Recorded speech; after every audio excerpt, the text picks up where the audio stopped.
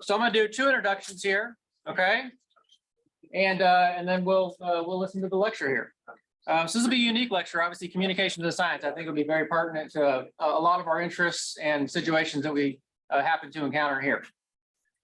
Ms. Buckelew, to my right, is a public relations professional with experience in content creation, data analysis, social media management, and communication strategies. She got her degree here from UAB in communication studies, currently doing a master's in communications management.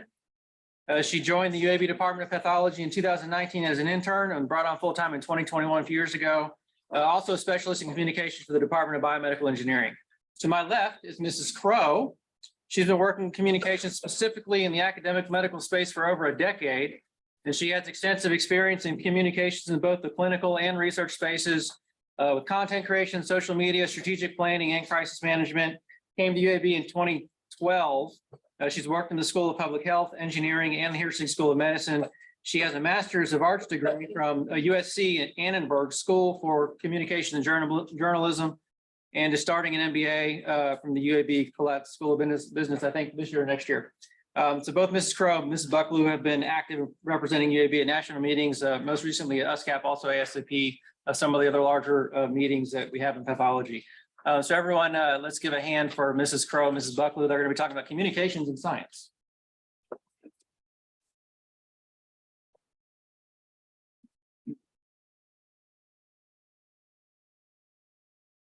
Well, first of all, we just want to welcome everybody and say thank you so much for being here. We know this is a slightly untraditional topic, but we hope it will be interesting and informative for you. And don't be shy about asking questions. So we'll kick it off. The title of our talk is Media and You, Communications in Science. As mentioned, I'm Christina Crowe. I'm Director of Communications, and this is Hannah Buckelew. She's a specialist in communications, and we do represent 2 departments, both pathology and biomedical engineering. We have no disclosures, so here is a little bit about what we will cover today. First, we're going to talk about academic medical communications, science and medical, and a little bit about how it came about at UAB.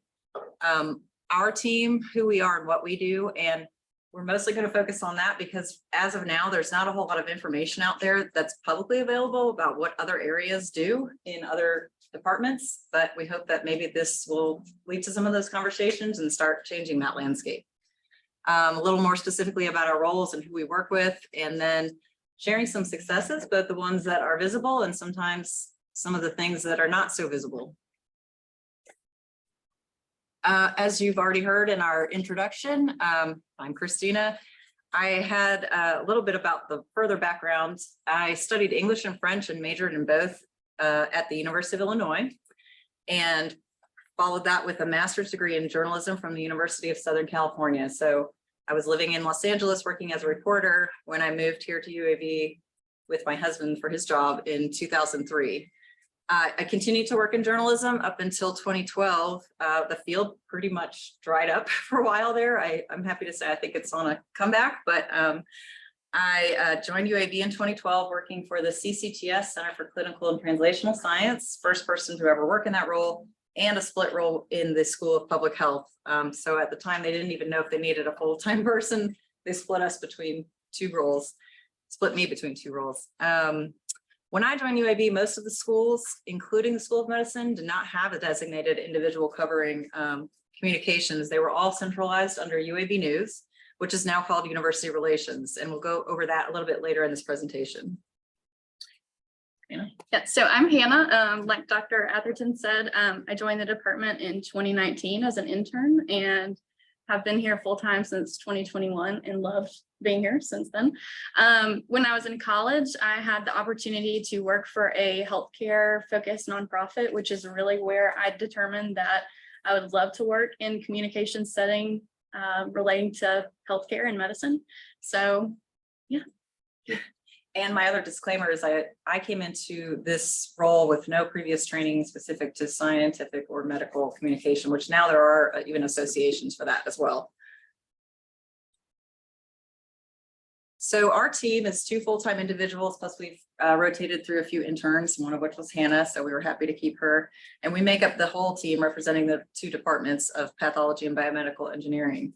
However, we're also part of a larger team that represents the UAB Hearsink School of Medicine Communicators, and that's led by Executive Director Paige Dorman.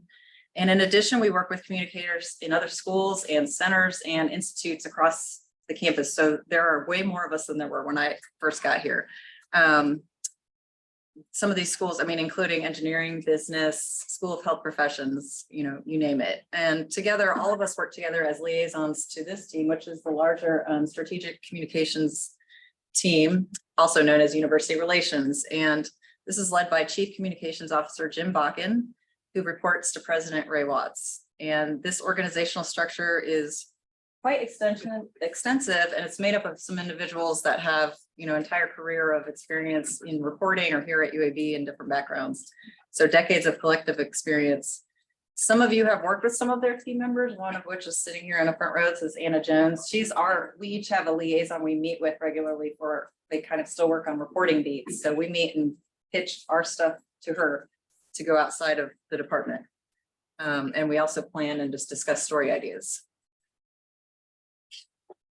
And then the other side of the coin is, of course, the patient-facing side, and then internal messaging on the hospital side and UAB medicine side.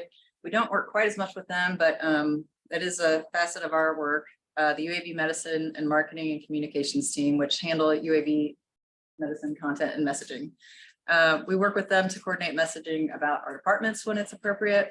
And this could be stories about, for example, new testing coming out of the division of genomic diagnostics and bioinformatics. So for example, we'll see like a memo come across with a new test that's come out, and we said, you know, I think this is something that would be worth turning into a story. It's not just something that the clinicians need to know about.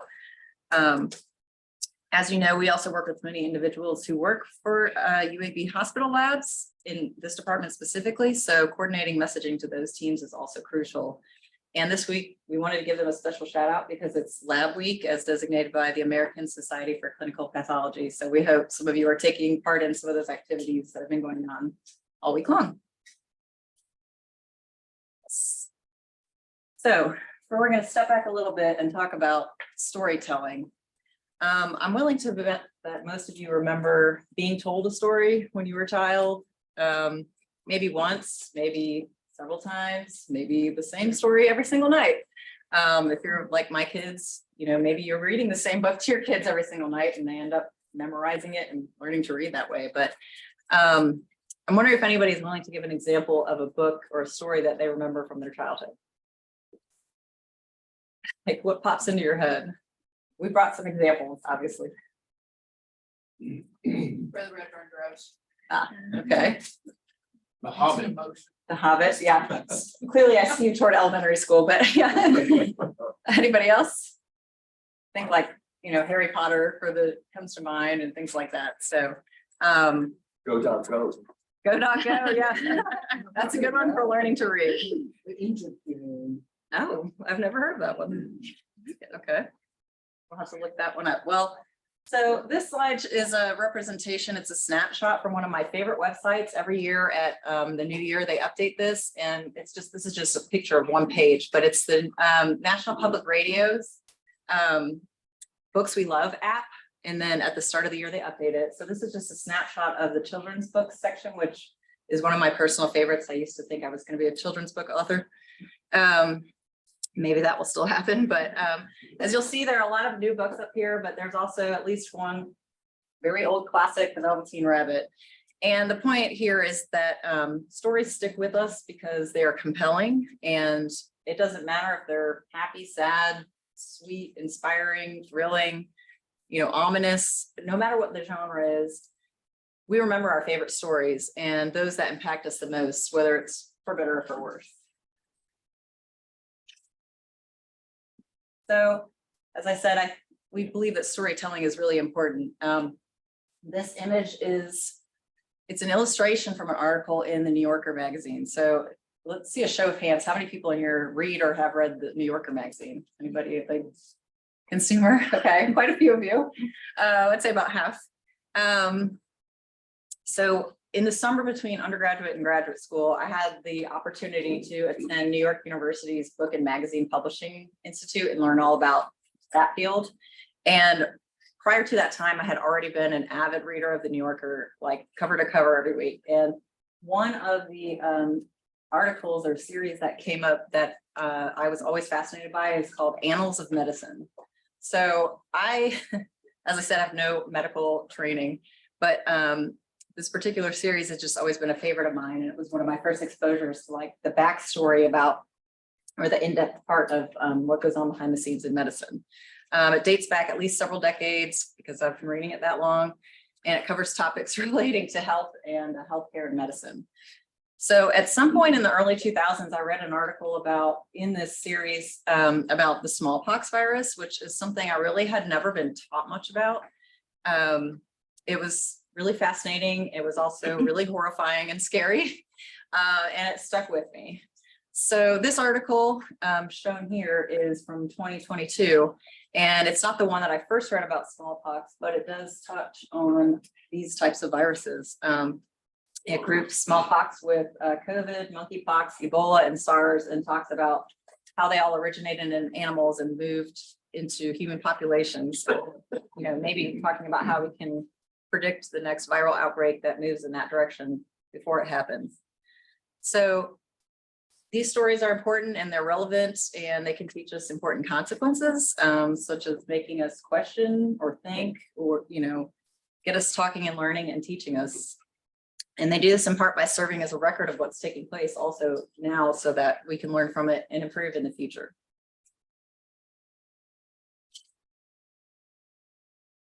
So in a nutshell, here it is. Why we do what we do, what our role is.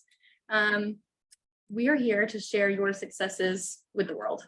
And we're going to talk just a little bit more about how exactly we do that. So much like Christina alluded to, ultimately, how we should share your success is through storytelling. And this is really essential in medicine and in the field of pathology, which may be kind of a unique point to touch on. Communications as a field of study is relatively new, being established really post-World War II. So one of the newest fields of study, and even newer, is the concept of communications in medicine. But when we think about storytelling outside of the realm of what we do for a living, we might think about its ability to bring language to life and to forge the creation of an immersive environment of participation. So then combine that with pathology. Telling your stories not only communicates what you do, but it humanizes what you're doing from a clinical, educational, and research standpoint. Some or all of which may be extremely confusing to people who are unfamiliar with the field of pathology. So it builds trust, impacts consumers, whether readers, watchers, scrollers, and compels them and advocates for the work that you're doing. We ultimately want more people to know the stories happening behind the microscope. And the way that we do that is by building organic, mutually beneficial relationships. So on the slide is a snapshot of a tweet from a story we did back in 2021, when a patient named Peyton reached out to our team telling us how much UAB Pathology had impacted her for good during her healthcare journey. So we knew we wanted to create a permanent home for her story, which is what we did. And we think it's a good look at the bigger goal, the bigger picture of what we're hoping to accomplish here. So along that same storytelling frame of mind, in 2017, the Department of Pathology launched the sharing of one case per week online and on Twitter, contributed by all of you, department faculty and trainees. Case descriptions and corresponding slide images are shared before revealing the case's true diagnosis and educational explanation at the end of each week. It has since become one of the most popular weekly content we share, garnering hundreds of votes on Twitter polls across Instagram and Instagram and Twitter each week. Building on its popularity, a second case of the week was added thanks to the help of Dr. Rosenblum just last year. UAB Cyto to display cases specific to cytopathology. And each week, UAB Cyto cases are reaching an average of 1,500 Twitter users and are steadily growing. So these cases have been an invaluable tool in building community and sparking discussion among practitioners online beyond UAB. Now, from a logistical standpoint, we accomplish our overall goals in a variety of ways. So certainly we do cover news. We're also full-time brainstormers in attempts to publish original content. We know we're giving UAB Pathology grand rounds, but still have to mention that we do cover UAB Department of Biomedical Engineering. So between the two, that means we publish a lot of newsletters and we manage 7 total social media accounts. Our pathology Twitter account is the largest departmental account in the Heersink School of Medicine, sitting at 5,600 plus followers. And some of our biggest projects and ones we're really proud of are our print and digital annual publications, which we both edit and design in-house between the two of us. We also assist in the maintenance of nearly 40 research lab sites across both departments, which we'll talk more about in just a minute. So I'm going to just because I don't know where the camera is. As Hannah mentioned, we work continuously as a team to raise the profile of the department by telling the stories of the people in the programs here. So in addition to the materials that we publish both digitally and in print for distribution, most of our roles are in support behind the scenes. So we had to search for photos that we were actually in because we're usually the ones on the other side of the camera. And as this photo depicts, that's where we most often are. We work with some key partners. Shown here is our friend Nick Lehman. He's a local photographer and videographer who's all over UAB campus, but and you'll probably know him. He's done headshots for the department before, and he does our annual faculty photo each year. This picture shows a photo shoot we did around the whole department during COVID. So Hannah's here wearing her UAB Pathology branded mask. We don't have any more, sorry, don't ask, but and she's working with Nick to shoot photos representing our neuropathology team. Some other tasks that we do include assisting and making tools available to help maintain UAB branding standards. So hopefully you are all aware we have a folder where we take the items that the larger teams build and we kind of customize for the departments, make those available for everybody so that we're presenting UAB in a consistent way.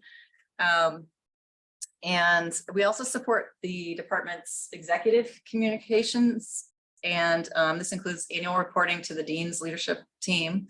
And we work with development, which is sort of our philanthropic group to foster alumni and donor outreach and to continue growing funds to support future generations of pathologists.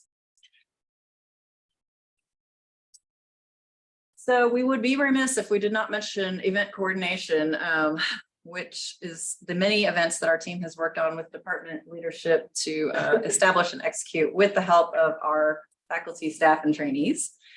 These are due in large part to the vision of our department chair, Dr. George Netto, and they have been many and wide-ranging throughout the years that I've been here, from endowed professorship receptions to recognitions for retirees, to our now legendary annual holiday party and our annual faculty recognition ceremony. So we hope that they have led to some memorable events for all of you, for our department, and we know they certainly have for our team. And if you're looking for photos from these events for the past 5 years, you know where to find us. So we may have some dirt on you. Drilling a little bit further down into our content areas, one of the main areas that we cover is, and write a lot of stories about specifically, is research, which we do a lot of here, and we're growing this area exponentially. Anna's actually working on a story right now about a number of R01s that we have hitting at the same time. So that's exciting. So this is research by faculty and trainees and sometimes even staff. And this can be obviously in the form of publications, poster or abstract presentations, and grants funded or awards. And so shown here are 2 examples of stories that many of the stories that we work with UAB News to highlight. This features the recent research of Dr. Girish Nalkani and also of Suri Varimbali on his You All Can Cancer research website. These were written by Jeff Hansen, who is on the University Relations team. He has a PhD in microbiology, and we are so grateful for that because we work with him closely to write in-depth pieces on the research stories of impact. So when we are not sure that we're making sense of what the investigators' work is, we're doing our best, but we reach out to him and ask for help sometimes, and also just to amplify beyond the departments. So not pictured here, but equally important is research across all 7 of our department's divisions. And this can range from cancer to cardiology, immunology to autopsy, GU to perinatal, and more, as you know. And I think one important thing to point out is that we're such a large department that sometimes from one side of the campus to the other, because we are all over the place, even within our own faculty and staff, we don't know what each other is working on. So we hope that all these things that we're doing is helping to bring the department together as well. These stories by UAB News are pitched to and occasionally run by regional or even national news media. And we know there's some of you in the room who also have been contacted by national media. So remember, if you are ever contacted by someone, a reporter or someone who's doing a podcast or anything for a comment, please let us know first, and we'll help you figure out how to navigate that.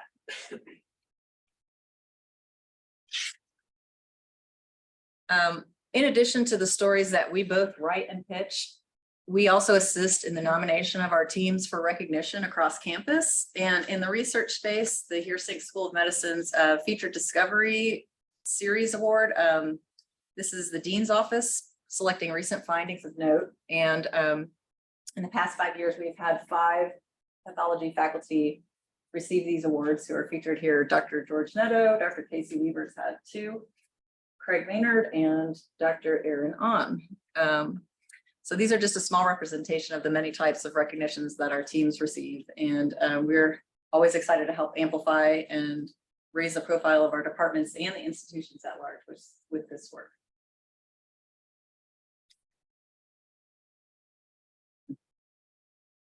A big project we consistently manage is assisting in the creation and maintenance of research lab sites. We cover nearly 40 right now across both departments, and most, but not all, are from faculty in the Division of Molecular and Cellular Pathology, thanks to Dr. Sanderson. So if you don't have a lab site and you do have a lab, please reach out. We will help you with that. How this process works, because we do get a lot of questions about this. UAB sites have now completely been transitioned to a WordPress platform. So over the past 2 years, any existing sites on other platforms have been transitioned. And so now when you request a lab site, we will send in a form on your behalf to the UAB web communications team. And within a couple of days, they'll send back a blank template specifically for you. And we will send resources, including best practices, guidelines, some official UAB training documents, and assist in building those lab sites. And we have also done lab photography shoots. So we're always happy to meet and talk to anyone about lab sites, tools to use, and just the whole process in general. And maintaining and keeping those current. Yes, yes. Our team has become extremely involved in recruitment efforts during the COVID-19 pandemic because the recruitment process became virtual, and around that same time, our Instagram, LinkedIn, and Facebook accounts were brand new and gaining traction. So when open houses became virtual on the recruitment interview trail, we began assisting with graphic design for both residency and fellowship materials. And promoting those programs online by expanding the education webpage and engaging more on social media. We started new initiatives highlighting our current trainees, which led to the establishment of the new leadership role in communication, where one resident gets to work closely with our team. And we are so thankful for that. We love it so much because we know how much value it brings to what we do to be able to work directly with trainees. So through our partnerships with Drs. Caroline Stanek and Alyssa Lee, we have been able to develop all kinds of content ranging from day in the life videos to fun activities residents and fellows are doing, and have been able to put some UAB pathology trends or a UAB pathology spin on popular online trends. Our team acts as photographer each year to assist with new trainee headshots and assist with trainee-centered events like the outgoing reception. We really enjoy writing stories about trainees and all that trainees are doing, and assisting with recruitment video shoot as a digital tour of our departmental areas. We also edit our own video material, such as the recent Thank a Resident Day reel, which contain clips from faculty thanking residents and fellows for all that they do on a daily basis. We think that this is one of the most fun parts of our job.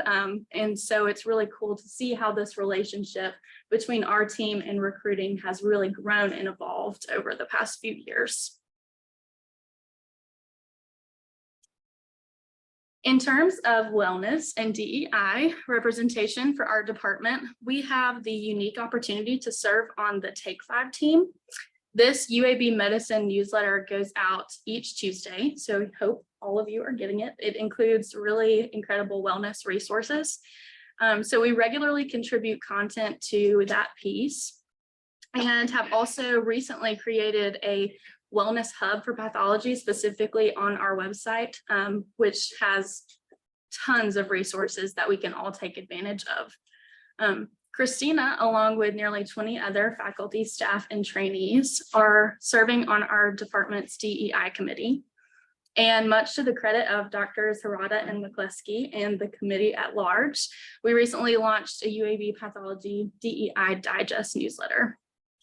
And our diversity page is really home to a lot of stories and highlights relating to diversity efforts within the Department of Pathology. So we do research, just not with a microscope. Measuring digital data shows us what we're doing right and what needs a little bit more work.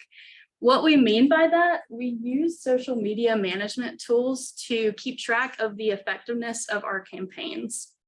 So some terminology in the measurement of social media analytics.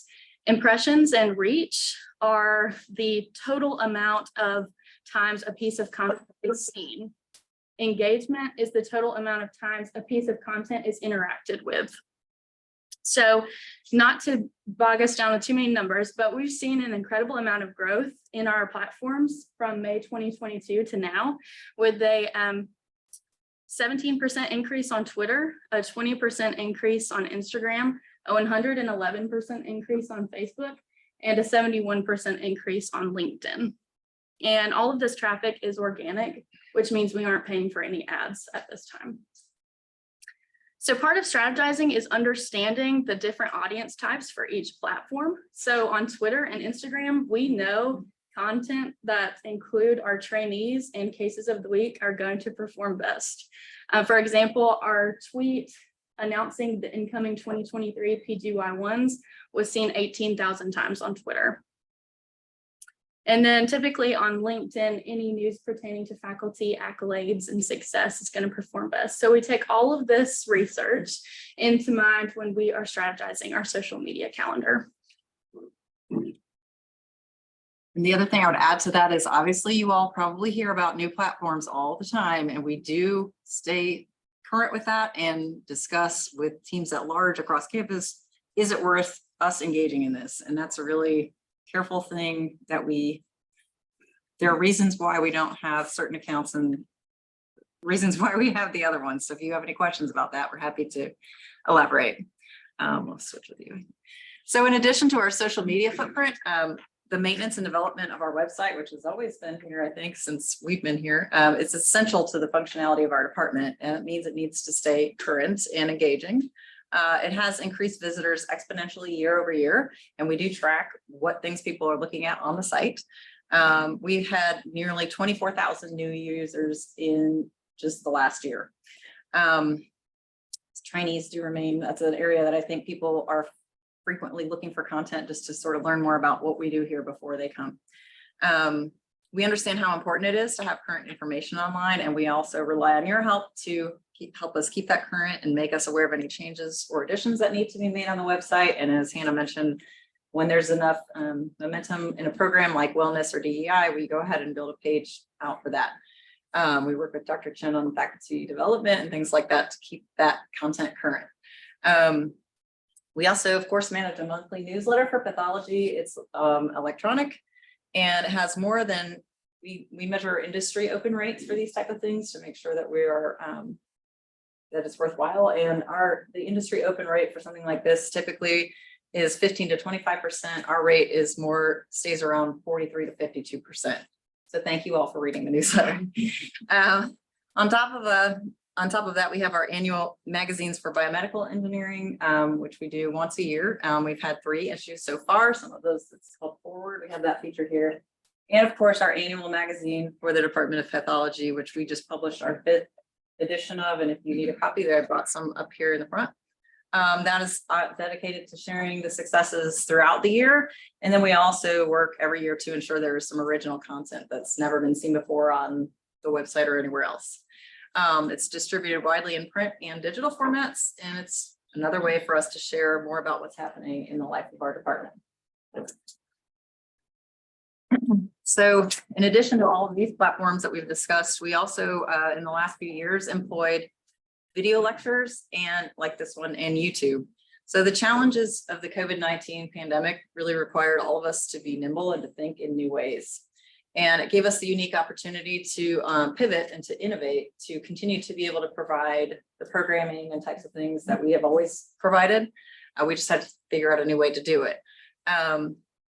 One example of this is Grand Rounds. So when we stopped having in-person lectures, we leveraged the power of this fabulous tool called Zoom to host Grand Rounds online. And then we started asking participants to record those lectures, and when they're willing, to post them to our UAB Pathology YouTube channel.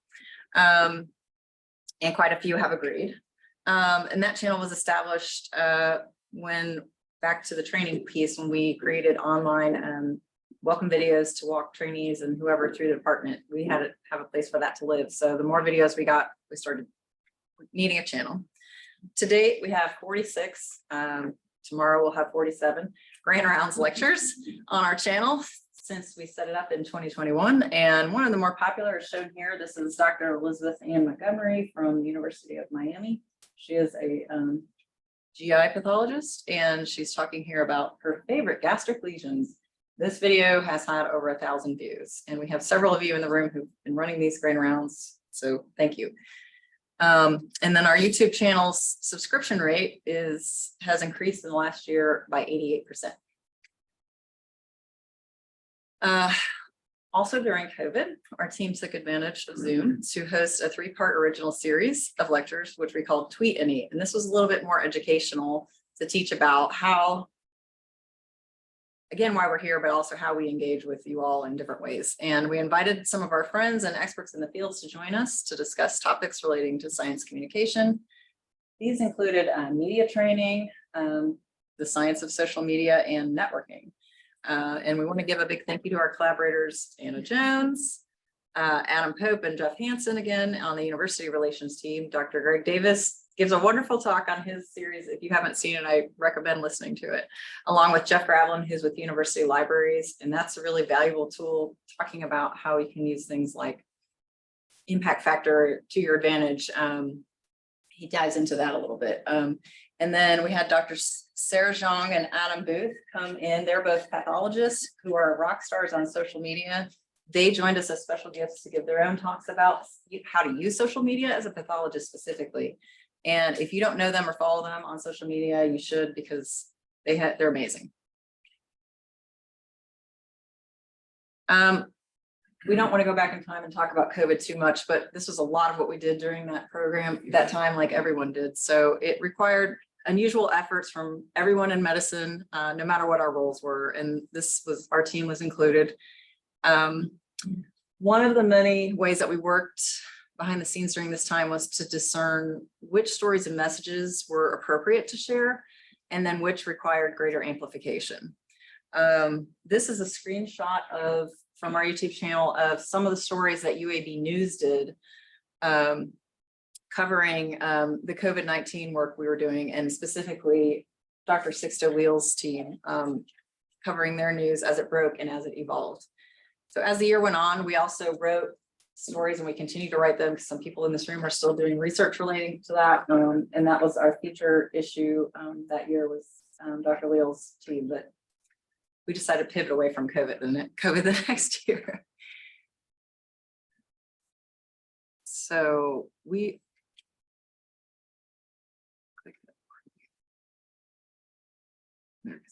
we're going to play just one short video from this collection describing the Guide Safe program, which, if you all remember, it was supported in large part by UAB Pathology. It used a test protocol that was developed by Dr. Leal's labs, and it allowed for the testing of nearly 250,000 college students from across the state of Alabama for COVID-19. It uses a free, rapid, non-invasive nasal swab. And this took place in the summer of 2020, and it allowed for students who tested negative to return to campus, essentially reopening colleges across the state. Dr. Leal was selected same year in 2021 by the Pathologist magazine on its power list for his exceptional efforts in breakthrough COVID-19 testing. This is a short video about that. Fingers crossed. The Department of Pathology, we're the main lab that's doing the testing for this initiative. And so there's about 200,000 undergraduate students that need to return to campus very soon. That's a lot of testing. We figured out a mechanism to be more efficient and to be able to provide these results. In the past 6 weeks, we've ramped up our ability to test significantly. We brought in a lot of equipment, a lot of reagents, a lot of personnel to be able to meet the demand. At certain points, we expect to be doing 5,000 to 10,000 tests a day for a student as they're part of the Guide Safe program. That requires a lot of ramping up, a lot of logistics. Pathology is playing and lab medicine playing a central role in this. That there is a lot of work upfront and behind the scenes from logistics and IT to make this huge endeavor possible. We'll be running 24/7. There'll be staff in the day, evenings, and nights. And that will go on 7 days a week until this process is completed. Just grateful to be a part of this, grateful to be able to serve our community and our students. And I'm hoping and praying that our students take this very seriously, because it is a health issue. And we want to make sure every child or every adult is safe when they return to school.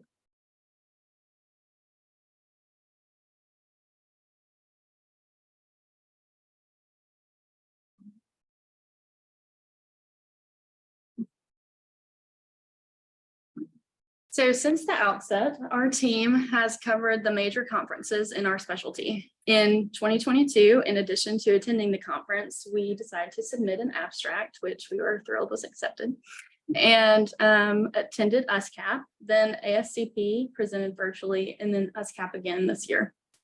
So our first poster covered the same concept we're really talking about today, which was the importance of an embedded, dedicated communications team at the department level. The second poster this year at USCAP focused on how our Grand Rounds lectures on our YouTube channel broadened our overall reach. We were able to poll our incoming trainees on how they heard about our programs, and several said that they were extremely thankful to have had access to Grand Rounds online at the time.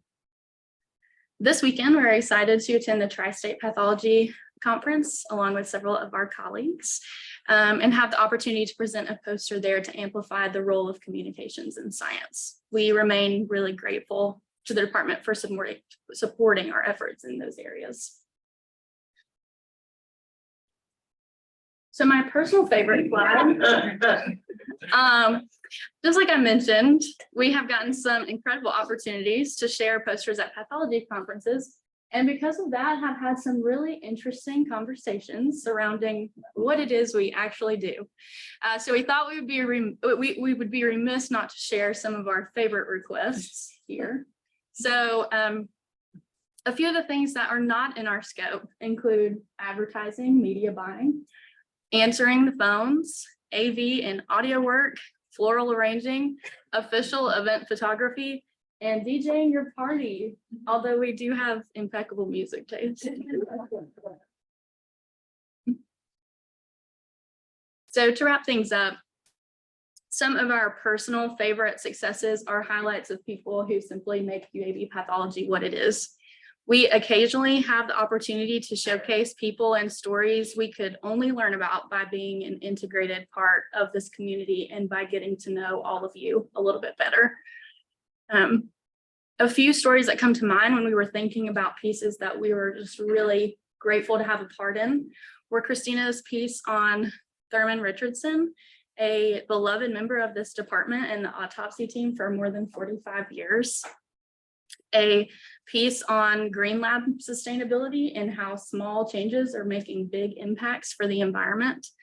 Longer form profile pieces like Impacting Lives Through Science, a piece on Dr. Weaver, the profiles on endowment holders and research faculty, the story on our pathology core lab moving locations after decades in the basement at Lyon Harrison's building. And the Women in Medicine story with Dr. Karthikeyan and Dr. Sewell Lofton in BME on their research surging in ovarian cancer. And speaking of research, we love trying to wrap our minds around all that you are doing and writing about it. So again, thank you for being here today. We are extremely appreciative of the opportunity to serve in this capacity and to represent all of you.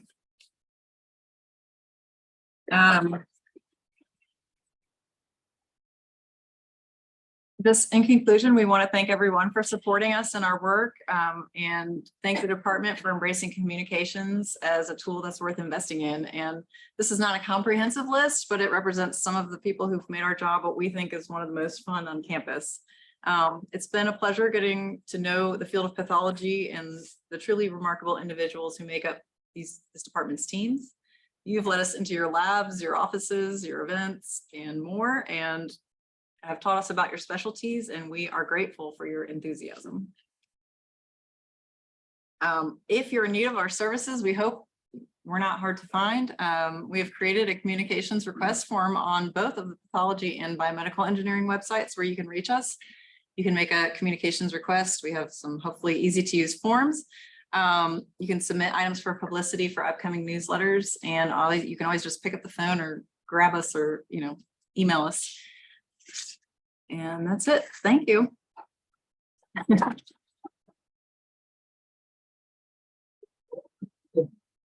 Questions? Yes, Dr. Atherton. I think you were alluding to this. I'm not sure. And I don't know a whole lot about TikTok and all that, but I noticed I see TikTok on there. What is the department's sort of perspective on TikTok? Probably not unlike many others. We talk about this almost every day. I think TikTok is a wait and see situation still. We don't have undergraduate students that we're recruiting. So that's an example where if we were, so maybe we would for labs, for example, someone's lab wanted to undergrad, or grad students, that might be a way that we could help work with you. And that's something we didn't mention, but if there's someone who's interested in having a more prominent presence on social media, we have some secret rock stars in the room in the back, Mike Williams and a few others, but we can help advise on that as well. We've helped some people get some accounts started, but yeah, we just keep an eye on what's happening in the landscapes, like Snapchat, those tools are used primarily by high school teenagers use Snapchat, or college students, I think more so are using TikTok, but it's starting to grow for pathology, and it's something we'll keep watching, and anyone's willing to be on camera for us. Well, that's the other thing. You have to have enough content to make any of these profiles work and be worthwhile. So, and for something like TikTok, it would have to be continuous content. Yes. So we might be there next week. Yes, Dr. Sanders. I just think of the many excellent things that Dr. Netto has done, one of the best is developing communications and setting up you guys to do that. I think it really helps to unify the department, helps us to know what's going on beyond just what we're doing. And, you know, y'all do a great job. I think it's really important. Thank you. Thanks. Just to echo that comment, thank you for everything that you've been doing. And it's following the theme of evolving landscapes. Can you comment from your experience or anything you've learned at the UAB or school level about how all of this is, how the chat GTP or the AI thing, chat GPT Yeah. is going to affect all this? And, you know, I just heard about this journalist from Germany who just got fired for making up an interview with Michael Schumacher, for example, for AI, you know. So there's all kinds of things. Any thoughts or what's going on there? My initial thought is I'm grateful for being part of a larger team when things like this come down but yeah, this field evolves so fast. It's like hard to keep a pulse, but we are, you know, we use this tool called Slack. I don't know how many people in here use it. We are on 50 different channels with sub topics like this. So any day anyone sees something relevant to that, I'm talking about across the university in a communication space, we're putting it on there. But then the part that's missing is engaging with like individuals like yourself, where I had a conversation with Dr. Altoum last week about this, and I didn't know he was even interested in AI. So that's another wait and see. Hopefully the university is working on some guidelines. I don't know if Anna can speak to that, but I think it's still so new that we're all just Yeah, I think that's fair. Well, watching it tumble and seeing where it lands right now. I mean, Twitter's kind of the same situation with the Elon Musk taking over, and certain companies are Yeah, dropping out. There's two sides of it. One is using it to make all Right. our lives easier, but the other one is what is real or not right. Mhm. anymore. And what are we as an That's- institution doing about it? I can't answer that yet. I'm waiting to hear like you are, but I'm eager because, Has a task force that's just put together on oh, good. that, and they're supposed to be deliberating on that, hopefully we'll come out something. Something. Well, I would say, I know that I'm sure they're working on that on the student teaching side. That's I don't know actually how much driving communications is the- involved, but we should be, because then we're the ones that, you know, so hopefully it'll be a helpful tool in the long run, right? And we're thankful that the heart of what we do is connecting with people. So Yeah. we're gonna hope that since ChatGPT can't have those type of conversations, then maybe there's more opportunity for us to use it for good. We'll be sending our communication robot to your office next week. To interview you for your story. We'll work on that with biomedical engineering. Yes, Dr. Reddy. One area to explore is that most patients don't have an idea what pathology is. Yes. Yes. Yes.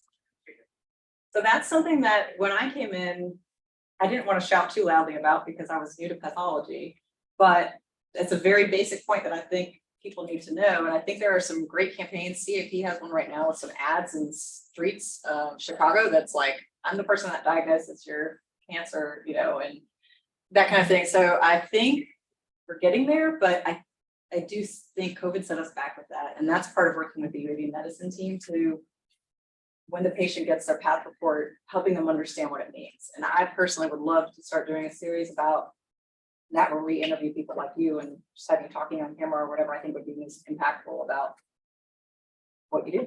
So, yes. Yes, Dr. Davis. So you mentioned that you like stories and to have stories to tell, but I myself perceive that I'm just doing the same sorts of things. It's not that it's unimportant, but I'm doing the same sorts of things over and over and over and over all the time. So nothing strikes me as being unusual or newsworthy. So what sorts of things is it that you are looking for or would be interested in? There are a lot of things. So in research, it's a little more specific. We had a conversation on the school-wide communications call about, is there a level of award that merits a story, you know, and how do we write about it? And when there are 5 at once in the department, how do we write about those? Got several in the room. We've just gotten several RO1s and we're like, wow. But I think also tying into a larger news story or trend that's happening in the world, like fentanyl, for example.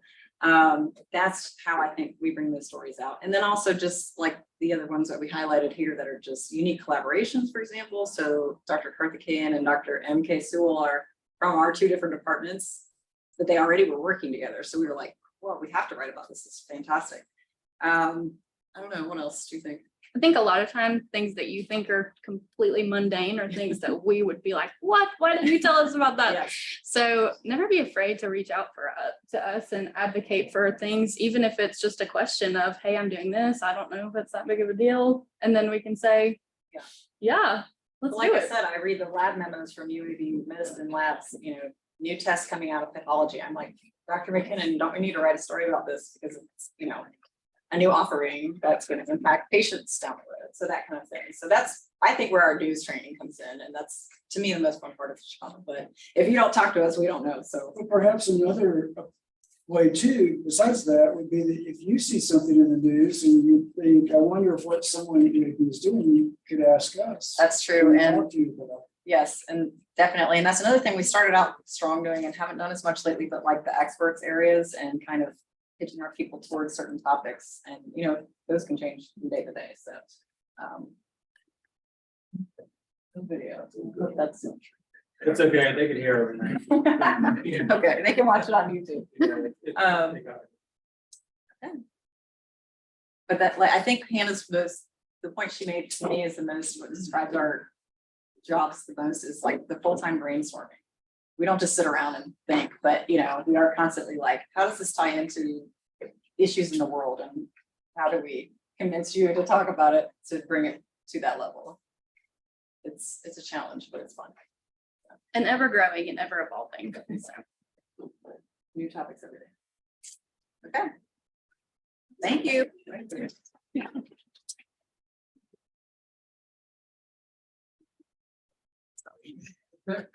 Let's see what. Well, I agree with that.